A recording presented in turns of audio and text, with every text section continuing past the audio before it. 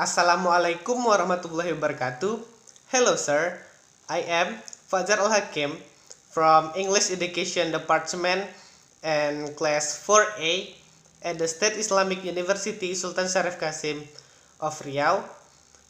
In this video, I would like to present a material about the values of language communication in Islam to fulfill my assignment in language instruction Islamic perspective with the lecturer Mr. Siswandi SPDI MPD.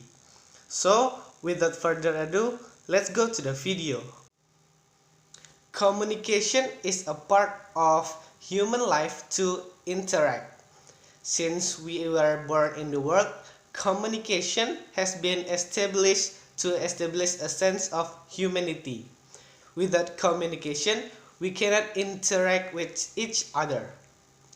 And Islamic communication is more focused on theories and developed by Islamic experts, which aim to make Islamic communication more uphold human values, worship, and else. Islamic communication is also a process of exchanging information, which is the principle and method contained in the Quran. This principle is not only conveying message and changing the behavior of the communicant, but also establishing a network of social interaction that are harmonious and based on normative principles. This principle distinguishes the concept of communication from an Islamic perspective from communication in a Western perspective, which seems more cultural bound and largely independent of normative elements. The principle of applying Islamic communication is stated in the first verse of the Quran in Surah An-Nahl, verse 125, which means, "Call people to the way of your Lord with wisdom, and God listens, and refute them in a good way." And the second is in the Quran Surah Al-Baqarah verse 8, which means, "And speak ye to all mankind in a kind way."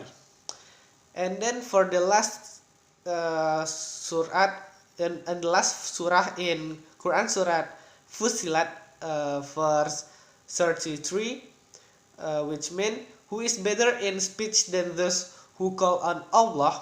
Do read those that say, Indeed, I am of those who have surrendered."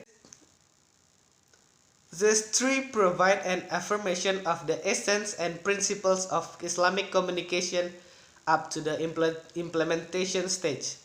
There are three elements involved in the communication process.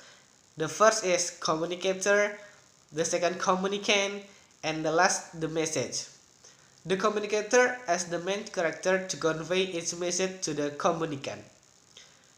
In the Islamic perspective, the process of delivering message from communicators to communicant must be delivered honestly and in accordance with the principle contained in the values of the Quran and Sunnah, because that is considered part of worship. So it is in its application, the principle of Islamic communication takes place between human and their God. This is the basic foundation of Islamic communication. Thus, there are two things that need to be considered as the most basic difference between Islamic perspective communication and Western perspective communication. The first, Western communication is individualistic and value-free. In reality, it is not able to build a harmonious social system. The second, Islamic communication is believed to have an application conception of how to live a harmonious life, and the message contain elements that direct humans to the benefits of the world and the hereafter.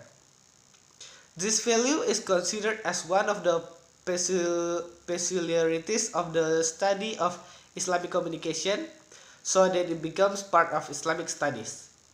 Thus, from an Islamic perspective, communication theory must be in accordance with the culture and the religion. Okay, sir, I think that's all about my explanation. I hope you can understand what I say. Thank you for your attention. Wassalamualaikum warahmatullahi wabarakatuh.